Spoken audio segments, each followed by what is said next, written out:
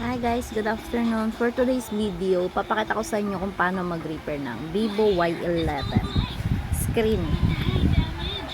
Akala nyo lalaki lang nagiging technician guys. Syempre hindi tayo papakabog mga moms. So, tara na.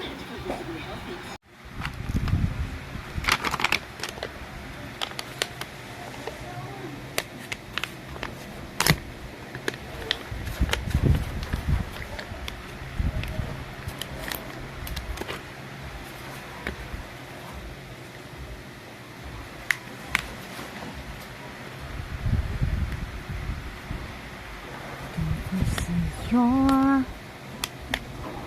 aksaliga yan sampai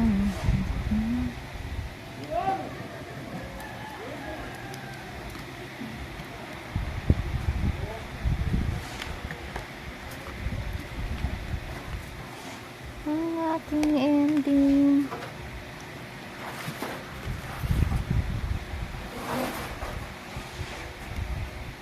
Kailangan guys, pag magdi-DIY kayo ng paggawa ng LCD, dahan-dahan lang kayo guys. Nang sa ganon, hindi nyo mabasag yung ipapalit ng LCD.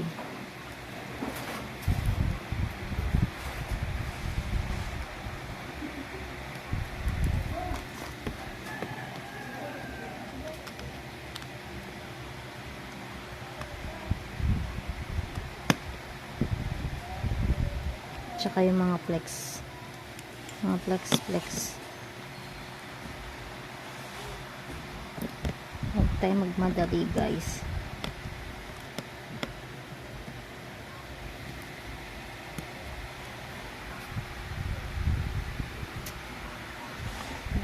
Palit ako ng masyado ng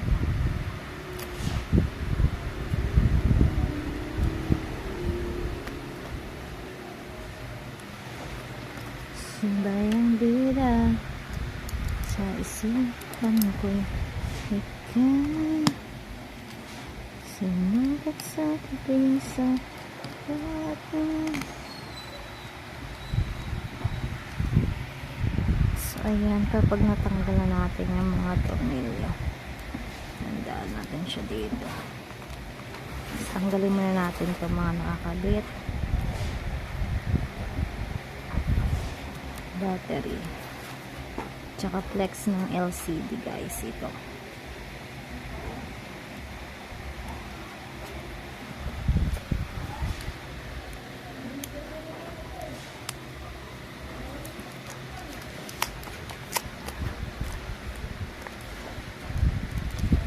yung bida sa isipan ko.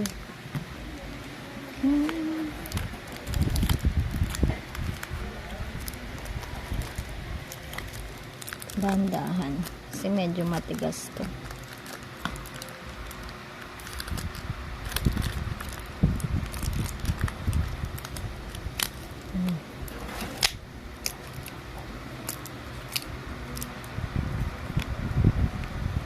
Grabe kapit ng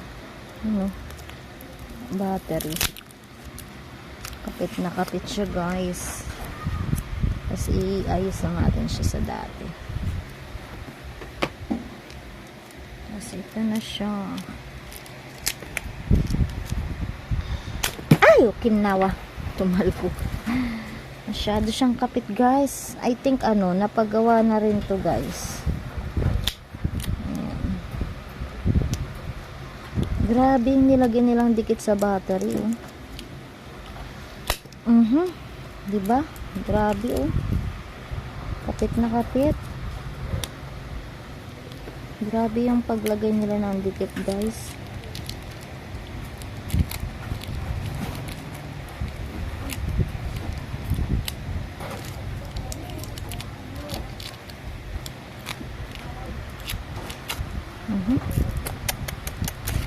Sira na yung plastic ng guys.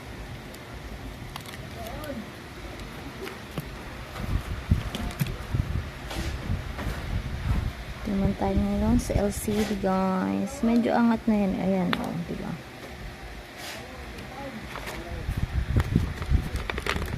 Hindi na tayo mahirapan kasi nakaangat na siya.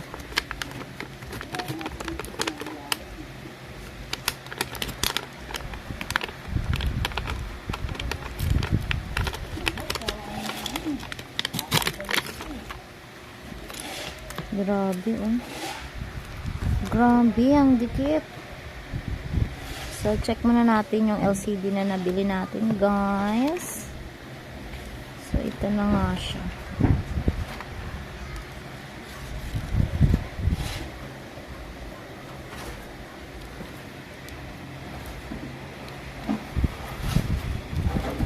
Grabe, oh. Diba? Grabe dikit. Pati yung ikakabit mong bagong LCD is didikit na rin. Huwag lang sanang dumikit. Huwag lang natin siya masyadong higpitan. Kasi check lang muna natin siya.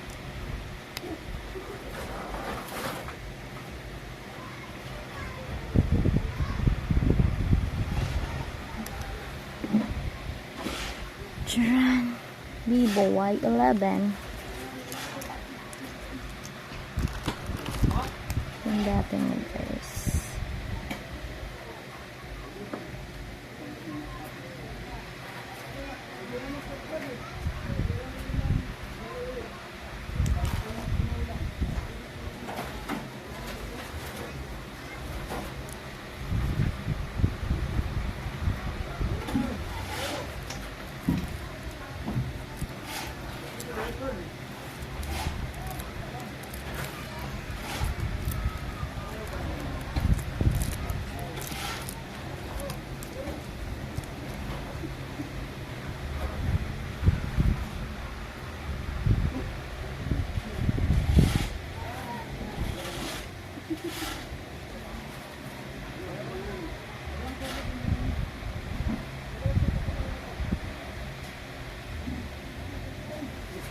Ano? 1, 2, 3, 4, 5, 6, 7, 8, 9. Basta isa na siya.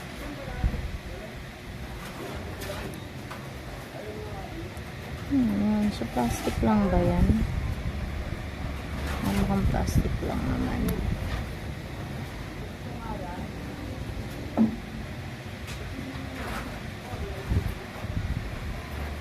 Napipindot ko yung 8. Okay naman siya, guys. May password kasi siya. Hindi natin siya matry.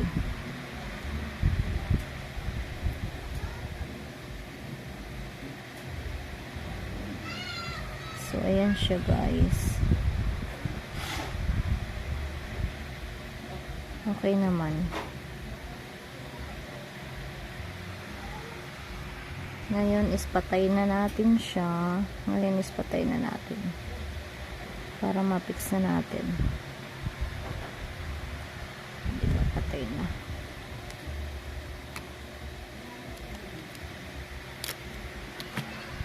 Dahan-dahan lang, guys, kasi baka mamaya masira yung flex. Ayun, grabe dikit. So ngayon, guys, linisin muna natin siya bago natin siya i-fix.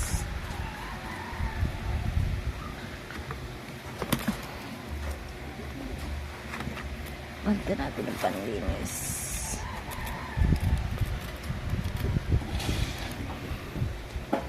Siyempre yung pinagdikitan na dati, guys. Tingnan nyo yung dating ano niya, pinagdikitan. Gara, diba? So, lilinisan ko yan, guys. Nang sa ganon. Diba? Mamaya papakita ko sa inyo kung paano yung pag-apply ng glue. So, ayan nga, guys. Nalinis na natin siya. Make sure natin na wala na talagang yung mga dati niyang glue. So, sa ngayon, lagyan na natin siya ng glue. Lagyan natin yung buong paligid niya.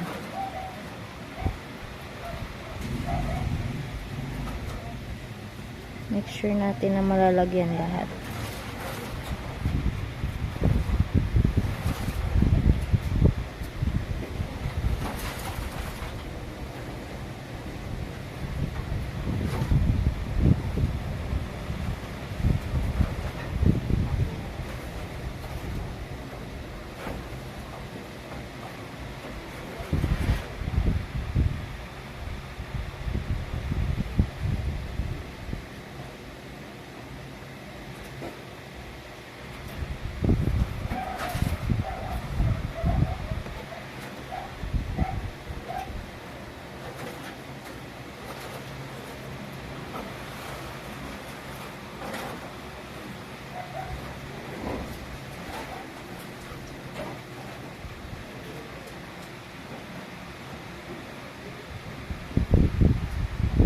lagyan na lang natin ulit yung mga nalaktawan guys.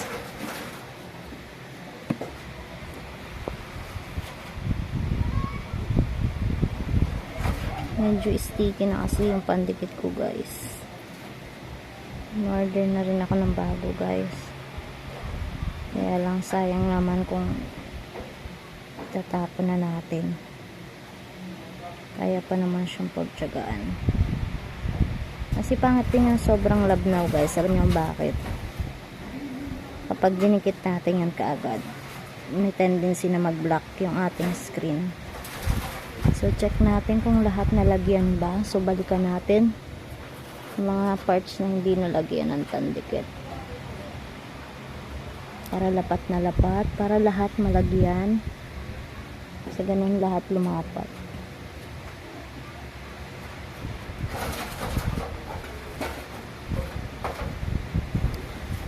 So, ayan siya guys. So, patuloy natin siya ng 3 to 5 minutes. Hangin-hangin na natin ng 3 to 5 minutes. Kasi medyo basa pa yung pandikit. Tapos medyo tanggalin natin yung mga alam natin kakalat.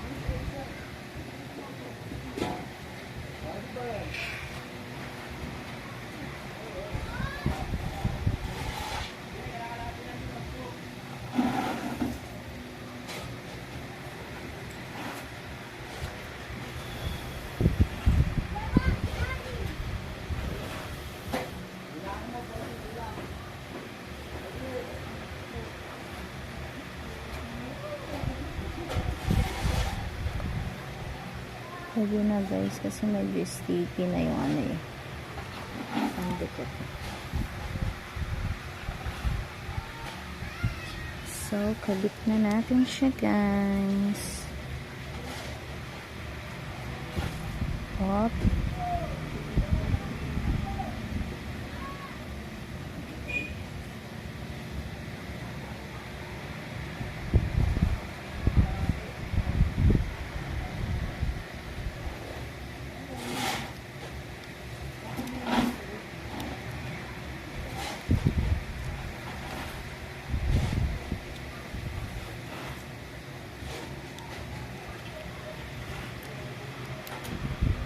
Dapat na natin siya. Ayan.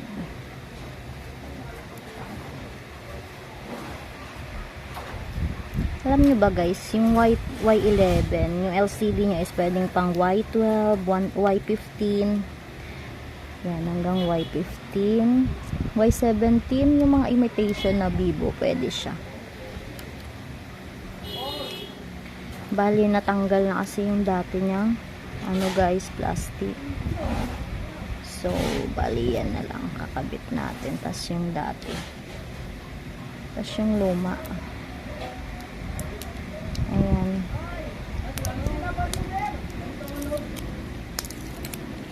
Ayan siya oh. Grabe kapit na kapit, diba?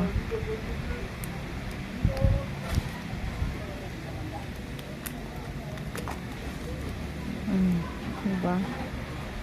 Grabe ang kapit niya guys.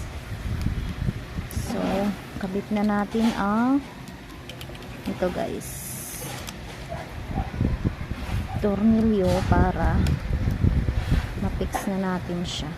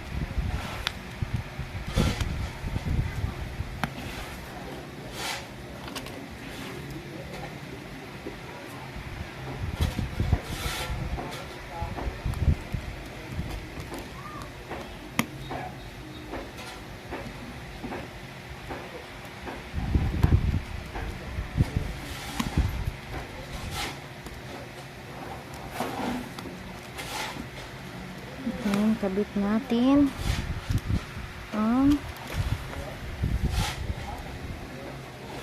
fingerprint.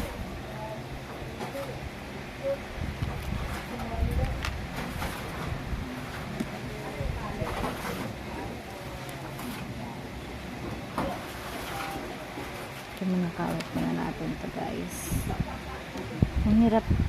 Yun nga lang pag magkakabit ka ng mga LCD guys, make sure nyo na wala kayong kuko. Kasi sobrang hirap nya pag may kuko. Naka-extension ako guys. Bali, na ano ko na yan, naputo. Sobrang haba talaga na ng una kong nail extension. Carry naman kung may kuko. Sanayan lang yan.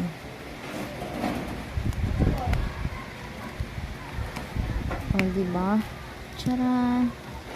So, ayan na siya, guys. Medyo, check na natin yung LCD.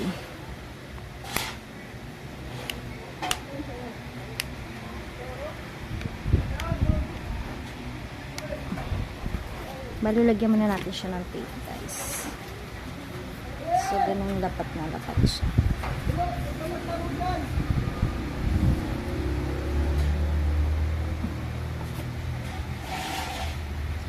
Ang ginagamit ko guys is tape. Hindi, yung iba kasi goma. Pero ako tape ang ginagamit ko guys. Higitan lang natin siya.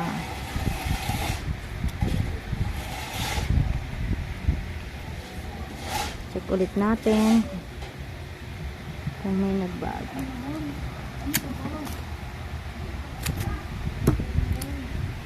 Sarap.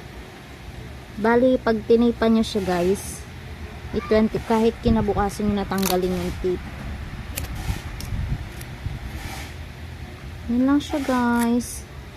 Thank you for watching. Sana nakatulong. Naka-less kayo sa paggawa ng inyong mga cellphone. Pag nabasag guys. For more uploads, please follow me guys. Then, every time na may magpapagawa sa akin, i-upload ko para malay nyo, yung ka-unit nyo pala yung phone na inaayos ko. Magkaroon kayo ng idea kung paano siya gawin. Ganun lang siya ka-simple guys. Diba? Super dali. Hindi na kayo magbabayad ng sobrang mahal. Totoo lang guys, sobrang mahal magpagawa ng cellphone. Pero alam nyo, singil ko sa mga kapitbahay ko. Yung upward lang nila. Yung kaya lang nila. Hindi ako nananaga ng sobrang mahal maningin. Hindi. Hindi ako ganun tao. Basta makatulong ako sa kapwa. Tapos konti lang. Konti lang yung sa akin. Thank you so much guys. Ayun na siya. O, diba? May tape kasi siya eh, kaya medyo mahirap sa iyo. Oh, ayan. Oh, diba? Wala siyang dot, guys. Once na may dot na puti yung LCD, it means may dumi kayo sa loob niyan. Yun lang. Maraming salamat. Thank you, BBY 11. Blue lang yan, guys. Thank you. Ano siya, guys? Bali, i-deliver. Ihahatid ko na siya sa may-ari.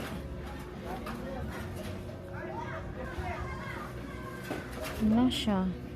Diba? Ganun lang siya ka-easy.